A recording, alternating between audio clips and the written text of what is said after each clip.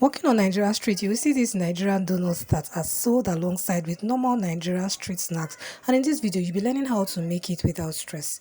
We need 2.5 cup of flour. The normal flavor used for Nigerian street donuts is nutmeg. You need your sugar, and I like adding my milk flavor. That's the yellowish substance you can see there. And 1 tablespoon of yeast. I'm going to now mix it and go on now just to add in my warm water and a little bit of butter. Now, normally those people that make donut and sell on Nigerian street, they hardly use butter, but I'm using a little bit of butter.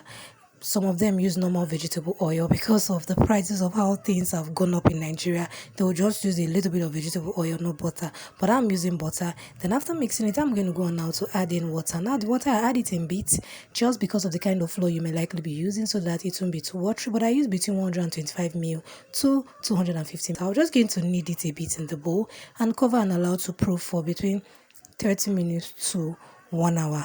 Now this is my dough. It has proofed. You can see it. Now we're going to go on now to take it out of the bowl, sprinkle a little bit of flour on the surface or your work surface, and you're just going to knead a bit. Normally Nigerian street donuts, they really don't go through the stress of kneading because they do produce large quantity and it is quite cheap. So the ingredients they use are quite little and they don't even bother kneading. Like if you want to make 500 pieces of donuts and you do not have the money to get a milling machine, my dear, you will not even stress yourself to knead. You just go on now to roll your donut after getting it together as in your dough and go on now to cut. Now I'm going to show you 2 different ways you can get that donut shape. One, I'm using my donut cutter, and the other way, I'm not using my donut cutter. So if you do not have your donut cutter, no problem.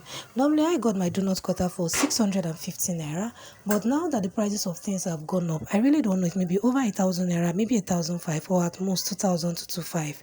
So if you do not have a donut cutter, do not worry. But here I am using my donut cutter to cut my donut shape.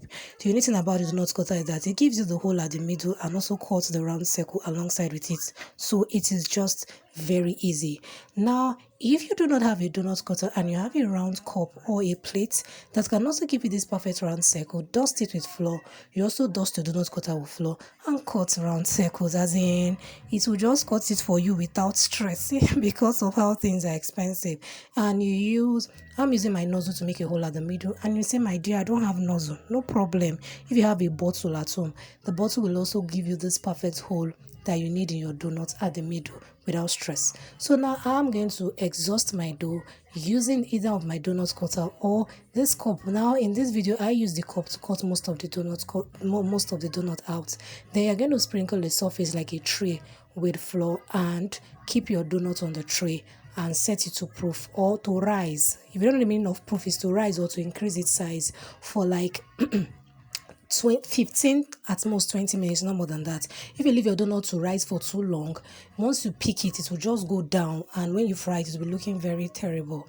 Now this is after proofing. I'm going on to fry. Make sure your oil isn't too hot. Medium high is okay, and it should be a bit hot, because if it is not hot at all, as in for the Nigerian street donut though, it will just be absorbing oil. And you know, if you are using it for business, you need to manage your oil because of how things are expensive. So medium high is okay. If the oil is too hot, you can turn off the heat and add in your donut. Then when the bubbling has reduced, you turn it back on.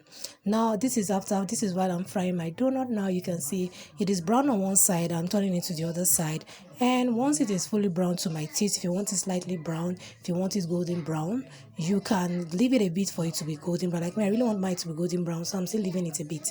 But if you like the light brown look, my dear, take it out of the oil and keep it in a sieve or a salver to strain excess oil. So after taking my donut out of my oil, now we're going to go on now to check it out.